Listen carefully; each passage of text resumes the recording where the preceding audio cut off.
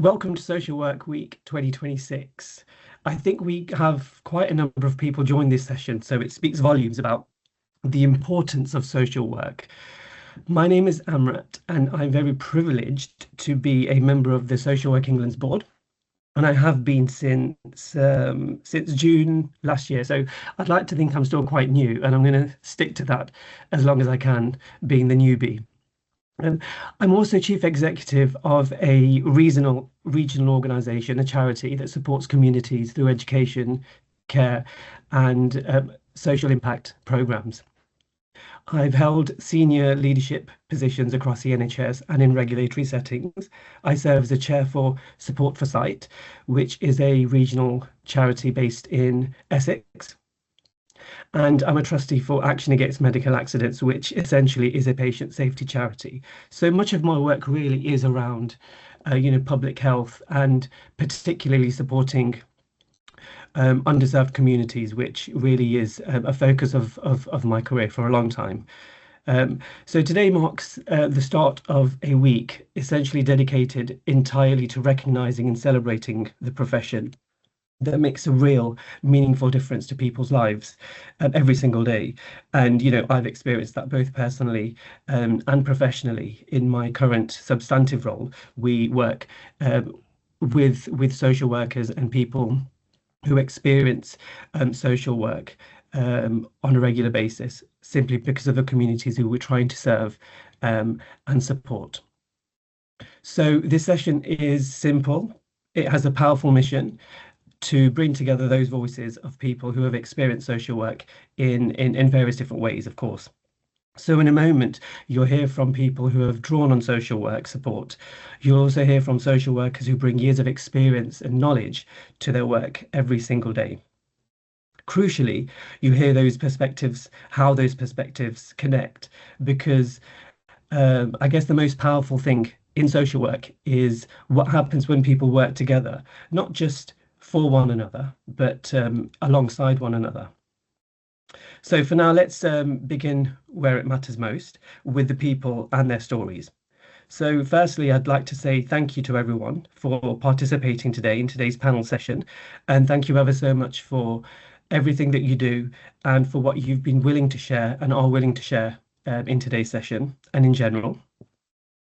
So firstly, I'd like to start by asking everyone to introduce themselves, and I will go around the digital online room to ask each individual to introduce themselves and to provide a brief introduction to their background and connection to social work.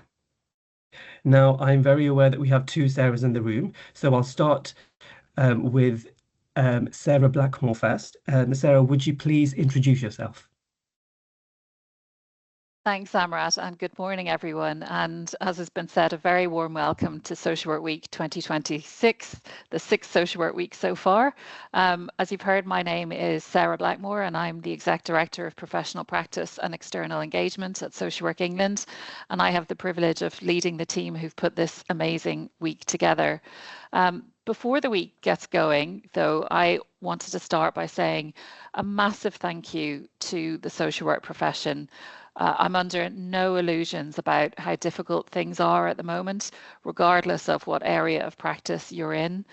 You're doing an amazing job in very, very difficult circumstances, and everything you do makes a profound difference to so many people's lives every day.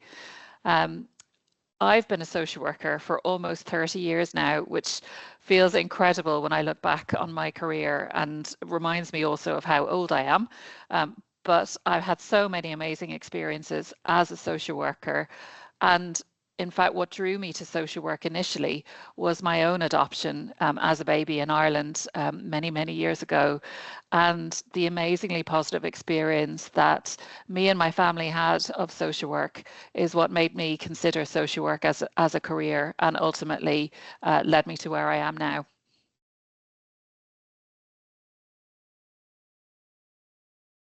Wonderful. Thank you so much for being so open and sharing your experience, Sarah. And I second that. I think it's huge. There's not enough thanks that can be given to those who work in social work. So let's move on with the introductions, if I may. Um, Sarah Muscovy, please, would you introduce yourself? Actually, I'll say Sarah. I'll do first names now because I feel it's much more friendly. I just for the distinguish, I thought I'd say your name, your surname, Sarah Blackmore. But Sarah, please introduce yourself. Hi, I'm Sarah. I've been a social worker for 14 years now. I've worked mostly with children, and I'm currently working in a children's hospice, but we cover up to age 25. So I'm kind of doing both children and adult social work at the moment. Wonderful, thank you. And Vanessa.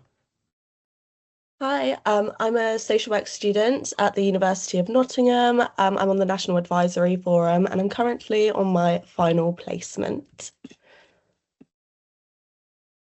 Wonderful, thank you, Vanessa. And Caroline, please.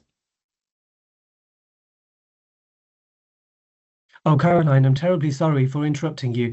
Your mic is on mute. I'm really sorry.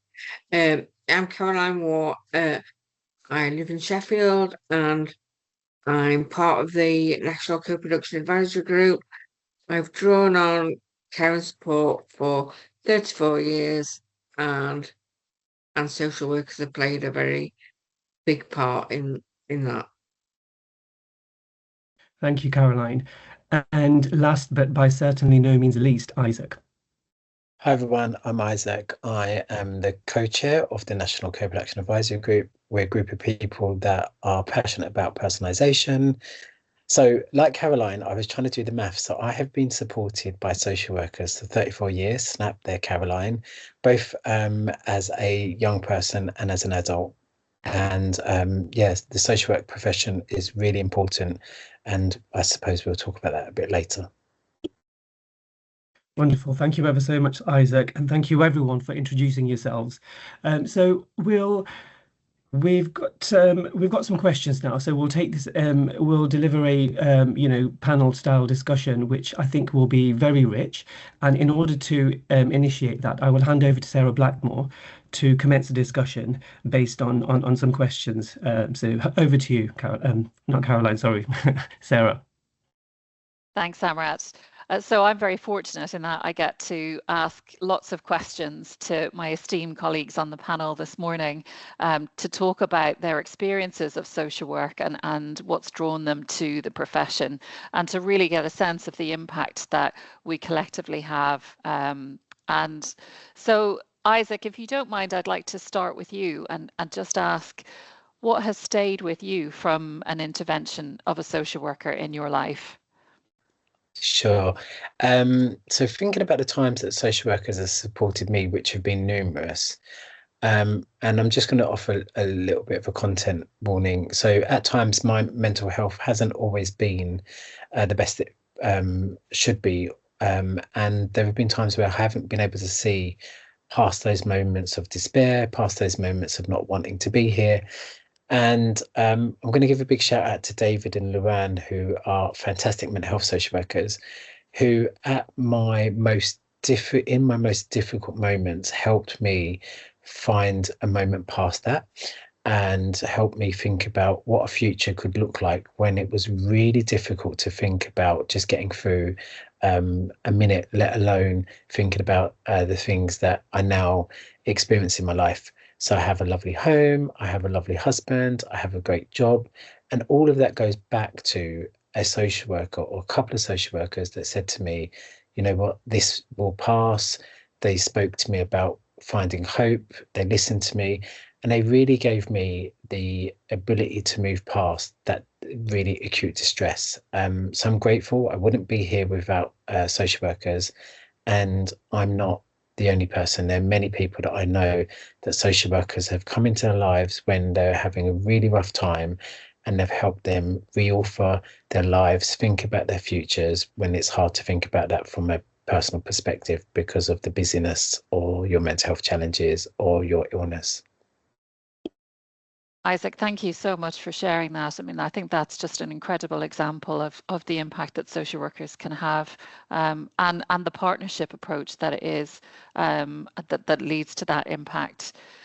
So, Sarah, can I just turn to you next and just ask, What has been something that you've particularly loved about working in social work, or a key highlight that stayed with you? I think for me, my absolute favourite thing is just people. It's an absolute privilege to come into somebody's life. Especially if they're struggling, if it's a really tough time, potentially the worst time of their life, and it's an absolute privilege to come into their life and listen to them and potentially affect change. I think particularly children, I absolutely love working with children and doing direct work. And I think just people being able to open up to you is just the best thing, that that you've created a space where someone feels like they can be open and honest with you. So that's for me one of my favourite things about social work. Thanks, Sarah. That's a lovely example of what it is, and it is such a privilege to be in this profession and doing this work with people. And as you say, to be invited into someone's life at a particular time is just an incredible experience and a real honour and a privilege. Caroline, I'm going to come to you next, and I'm going to ask you what you think the top 3 attributes of a social worker are. Well, I think for me personally, it has to be to be humble and just to have a sense of humor, and to to look to look within me, and to look at the attributes I've got, and the benefits that I personally possess, and the people in my life, and and how I'm a sane person, sane mind, and constructive mind to formulate my own care and support out of the PAs, and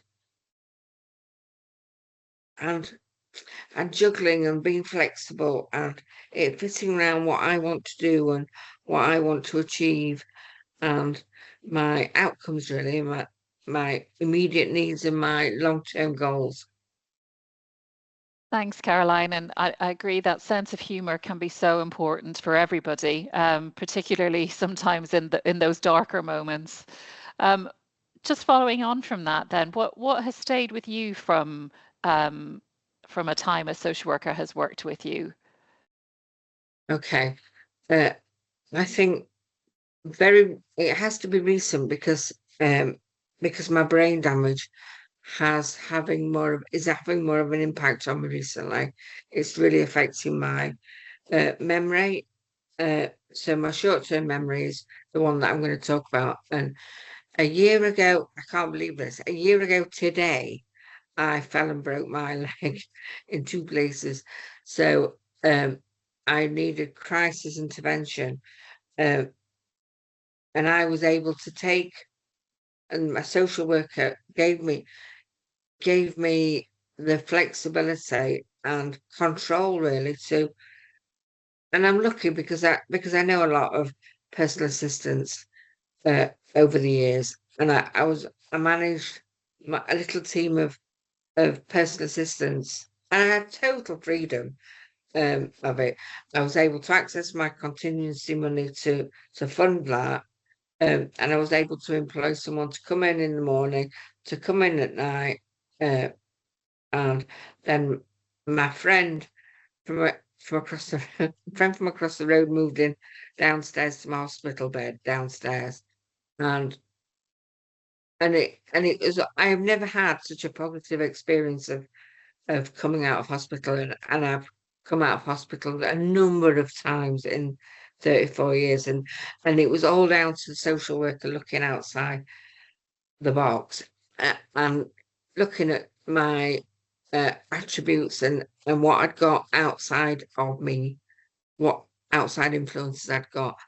And also, if people know me before that broke my leg, and now, thanks to social work, I have a dog, and kind of love my wildlife and my country life, and I cycle everywhere. And And once I was able to walk about with crutches, um, and this is down to your on-call duty social worker. So it's not long-term. Wasn't somebody who knew me well.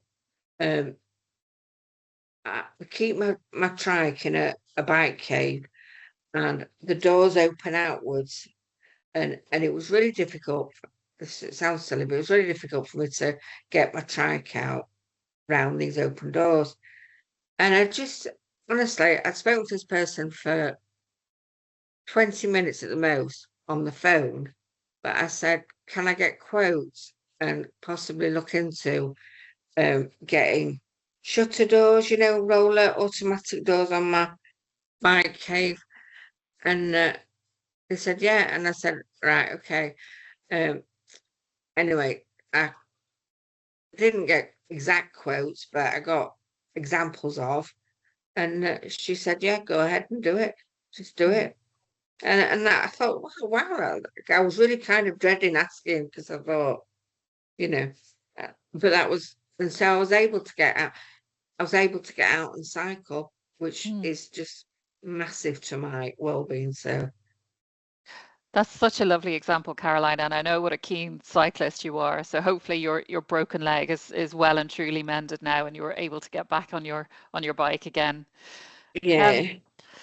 Vanessa, can I come to you next? You're a social work student. What is it that has drawn you to this as your career choice? Oh, so a mixture of lived experience and learned. So I had social care involvement when I was very young. My mum was unfit to look after me, so I went into my dad's care. And I was pretty much on the trajectory that I go into politics. So I was very political as a child. And I was a member of the youth parliament, and I was also head of the young department for the Labour Party in my area. And I felt quite unwell with my mental health during COVID. So trigger warning as well, but I did develop anorexia, and I was in and out of hospitals for quite a few years. And I had a social worker, and I it was quite wrong at the time, and I did sit there and think, I don't think this is quite right. But I was often told that I don't have capacity because I have this diagnosis, because your nutrients are not where they should be, you cannot think straight. And when I decided to go into recovery, I sat and I thought about it, and I was like, the power that a social worker has to impact somebody's life, it's something that I would want to be involved in. And politics is often you're in this bubble and you're not working with people and you're not really having that meaningful impact on individuals' lives. You're working over branches of society and trying to understand it in that way. So I did further research into what social work is and the breadth and the depth of it and the meaningful change that you can employ through it. And I decided to start my degree in social work. And yeah, it's been brilliant ever since. So yeah, that's my story. Lovely. Thank you, Vanessa. And I think you've picked up on a really important point, which is about the power dynamics that is part of the social work profession, and how social workers can be in very powerful positions in people's lives and need to be very conscious of that and work with people to ensure that that is balanced properly. And I know that that's not always an easy thing to do. So Vanessa, just staying with you then, I mean, you've given an amazing example, and thank you for sharing your experience. But where do you see the future of this profession of ours, and what would you like to see happen or change even in the future? Oh gosh, that's difficult, isn't it? There's so much that could change. Um, I think more more emphasis on advocacy and social justice. I think that can get quite easily lost in statutory duties, but I think it's important that all social workers, keep up to date with new research, new theories, new understandings, because the way that we think about things changes every single day. There's new research that's coming out every day, literally. So I know it can be so difficult to get lost in those statutory duties, but I would love to see more of an emphasis on social workers keeping up to date with the new ways that we view things and understand things, and helping those understandings impact our practices. Yeah, that's a really important point, actually. The onus on social workers to keep their skills and knowledge up to date. That is an ongoing challenge for us, from the very beginning of the career journey, where you are, Vanessa, right the way through to us dinosaurs like me. You've been in the profession for 30 years. It's how you keep abreast of all of the changes that take place at the national level, and you build that into your practice as well. And that's not always an easy thing to do in a busy career like social work. So thank you very much for that. And I think, you talked about statutory duties, and that's really important and a really important part of our profession. But one of the things that we're doing as part of Social Work Week this week is we're launching our Change the Script campaign, which shows the breadth of context that social workers practice within. And we have some amazing examples from a mental health social worker working with the London Ambulance Service, from somebody working with a hospice and working in palliative care. And just, I'm always staggered by the breadth of context that social workers work in, not just our colleagues in statutory children's social work or statutory adult social work. So hopefully through Change the Script, we'll help to shine a light on that a bit more, so that the public can understand actually the impact and the breadth that social work has in society.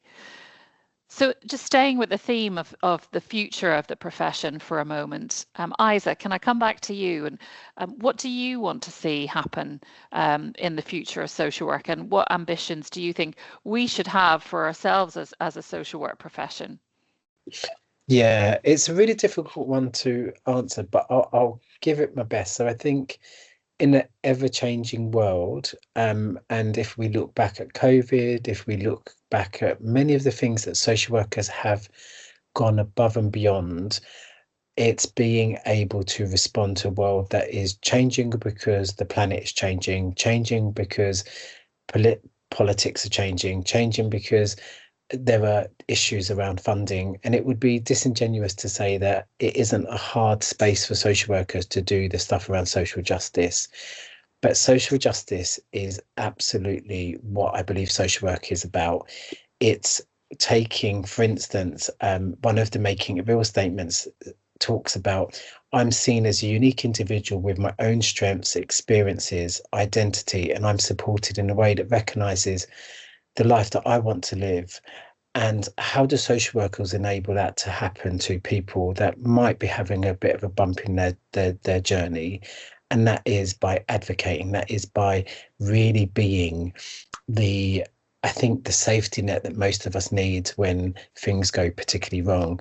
So for me, it's really embracing the history of social work profession around social justice, making sure that really fits for an ever-changing world, and not forgetting that we need you, but we're part of the solution. So the fact that we're even having this conversation talks about a future where social workers aren't a group of people that are detached from communities. They're actually parts of the communities they're serving. They're actually here alongside us. They have their own lived experiences, but they have a lot of learned knowledge that they can support us navigating really difficult spaces.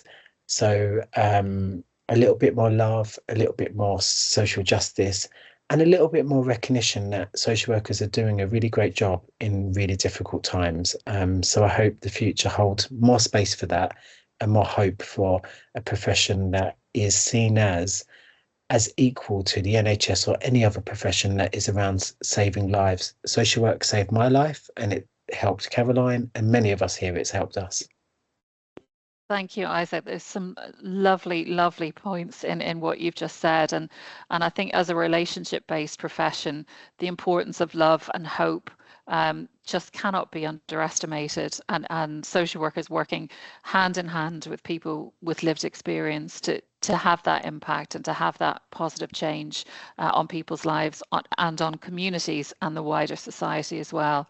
And you're right, a fundamental part of our profession is justice and social justice, and not losing sight of that in the busyness and the changing environment that we're working within, particularly at the moment as the needs seem to be ever greater. So thank you for that. Sarah, I'll come to you. What's your ambition for the future of our profession? I would like, and here's a really big one. I would like to see the system change. I think the context a lot of social workers are practicing focuses on money. It focuses on things that you can measure, but actually you can't measure a good relationship. You can't measure how you do something, only what you do. And when in my practice, I see a lot of families who struggle with social workers, not because of what they're doing, but because of how they're doing it. And actually, I think I would like to see the system that everyone is working in refocus on that how rather than on the what. Now, I get that's a really big one. I get that's not a small change, is it? But actually, I think for me, working with social justice, working with the kind of values that social workers has at the moment you battling the system that you're working within, because it isn't about social justice, it's about how much money can we spend on, I think if you look at thresholds from 10 years ago, they're hugely different to what they are now. And that's not because people need less than they did 10 years ago. It's about what can be paid for. And actually, I think we have kind of responsibility to challenge that system, to say, actually, like I say, I work with a lot of children with disabilities, to say, no, that child needs more than that has come out with, and this is why. And actually, for families, if they can see you fighting for them, even if you lose, that's all they need. They just need that partnership on the way to try and get what they feel they need. So yeah, big one, I'm afraid, to change. Well, it's a big one, but I think you've encapsulated some of the uniqueness of social work and the role that we have in society. So, I think absolutely that advocating, that passion, that fighting on behalf of the people that you're working with is so inherent to what social workers do every day. And sometimes it can feel a bit like you against the system, but social workers, I think, have enormous influence, far more than sometimes we realize, to help change society, change that system. And one of the things I'd certainly like to see in terms of the future of the profession is a greater sense of that professional pride, because I think social work can be very humble and a very humble profession, but it is a unique profession. And I don't think we often, again, in the busyness, take enough time and to pause for breath and think, actually, what we do is something that no other profession can do.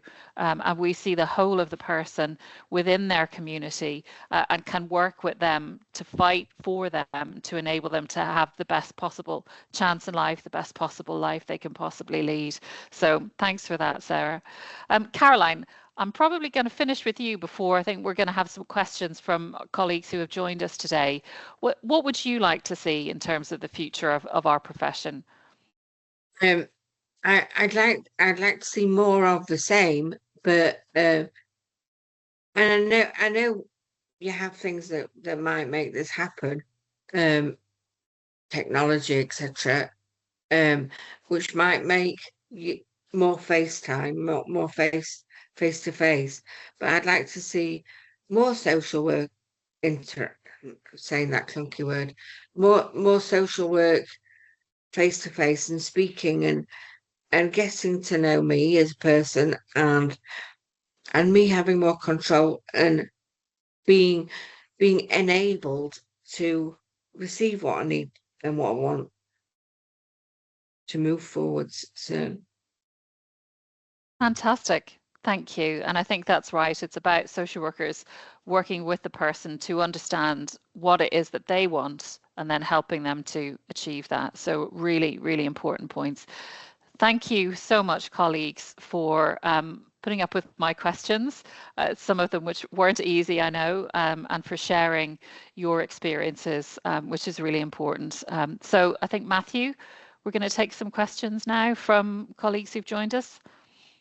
Yes, we are. Thank you, Sarah. And yeah, I'm not sure they're going to be easy questions, but there's been some great questions come through the chat. So I'll just pause them, and any of the panel today can just sort of raise their hand and answer it. And the first one is, what advice would you have for anyone who's maybe thinking about a career in social work? So, and we've maybe got some people who have joined today who aren't yet a student, or have got friends, relatives, family members who are thinking about a career in social work. So, yeah, has anyone got any advice for anyone that's thinking about it? Do it. Go on, Yeah, Sarah. I think go for it. You know, and if you want to be different to how social workers are portrayed in media, or maybe how some people have experienced it, just do it. Just be different, do different if that's what you want to, how you want to be. And I think you just go for it. Thank you, Isaac. Yeah, I always think about it in this way. Imagine your job was to support people having their best lives, and that is what social work is about. So go for it, because you can support people doing extraordinary things. So yeah, go for it. Thank you. Vanessa, I'm going to absolutely put you on the spot because I know that you're a current student. So have you got any advice for anyone that's maybe thinking about or just started? Oh, sorry, I'm terrible being put on the spot. Sorry. I would say absolutely go for it. If you're a people person, if you want to make change, then absolutely. But also be prepared, because it's a heavy course and you have 2 placements and you have a lot of work to do. So be prepared for a heavy journey, but definitely an impactful one. Thank you. So you're great being put on the spot, Vanessa. That was a brilliant answer. So another question that's come in, what would you consider to be the biggest challenges, stroke opportunities? So I suppose it's in 2 parts, this one, in the role of a social worker. So challenges and opportunities as a social worker.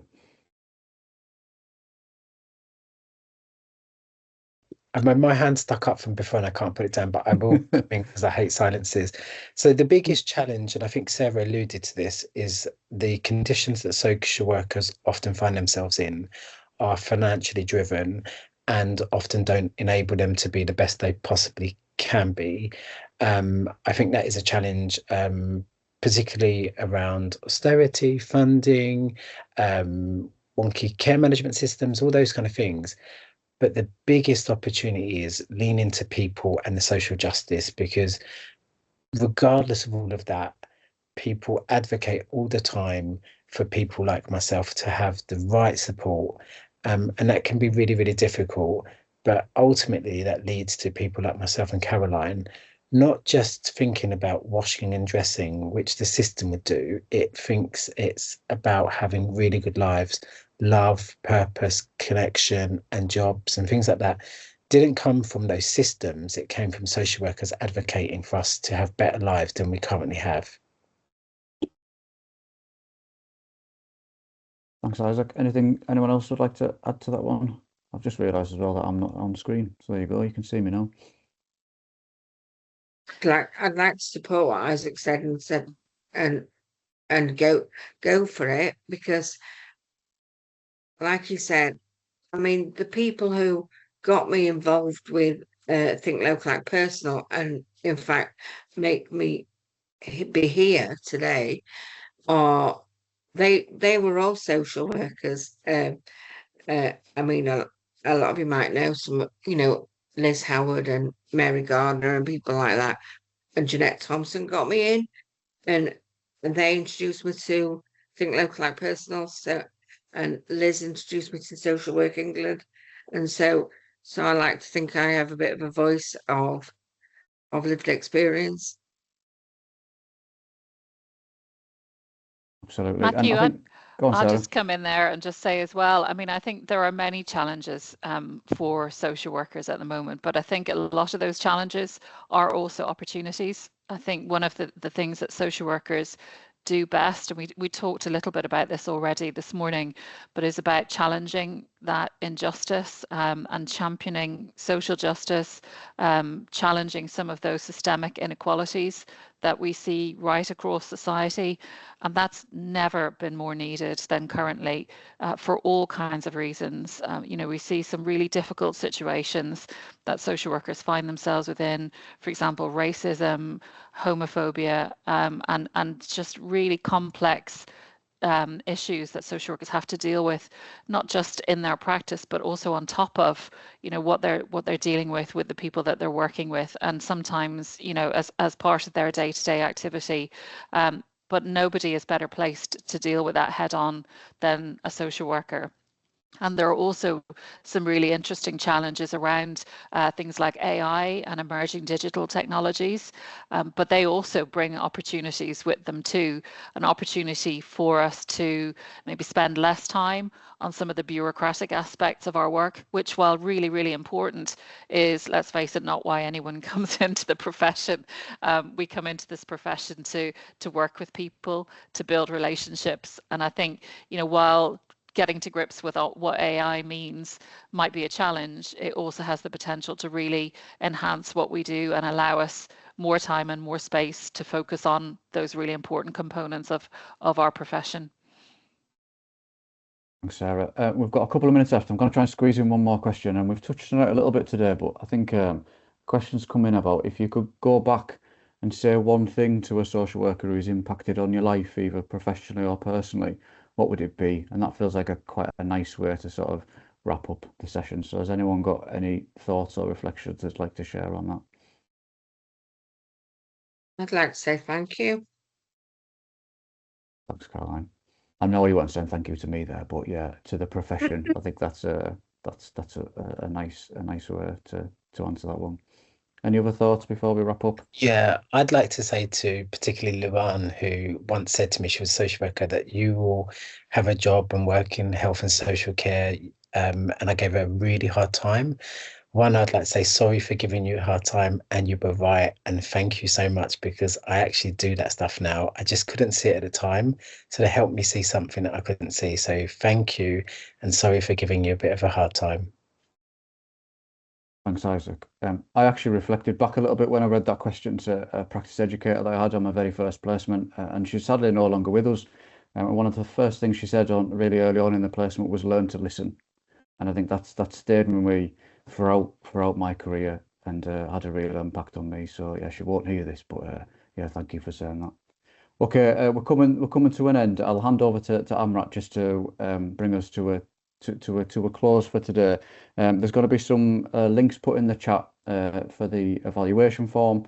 So just a bit of a plea for people to click on that and fill that out. It's really valuable that we get feedback. As ever, with any of the Social Work Week sessions, you can use it for your CPD. So reflect on what you've learned today, reflect on the really insightful and powerful discussion that we've had, and you can upload that to your Social Work England account as part of your CPD. Lots more sessions and lots more things happening across the country all throughout the week, and still opportunities to sign up to the sessions. A huge thank you for me for attending, and I'll hand over to Amrat just to sort of bring us to a close. But thanks, everyone. Thank you ever so much, Matthew. May I pick up on that last point that you made actually about listening?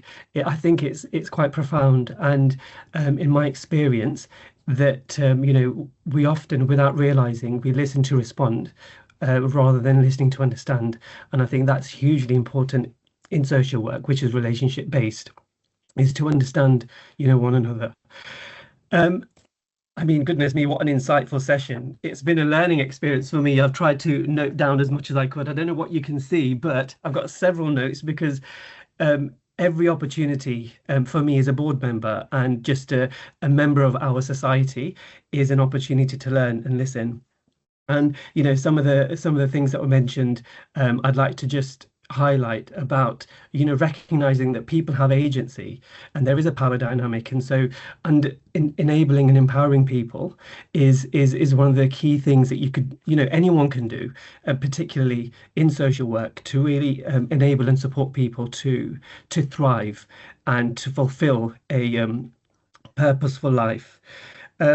Caroline, you mentioned something about, in-person interaction and, that humility. And I think that's so important, in this age of AI and digital, that not to forget that you understand nuances that you cannot, through the screen about a person. So I think that's really important. So I'd like to just finish by saying thank you ever so much to all of our panel. Thank you ever so much for being so open and honest with your responses to the questions.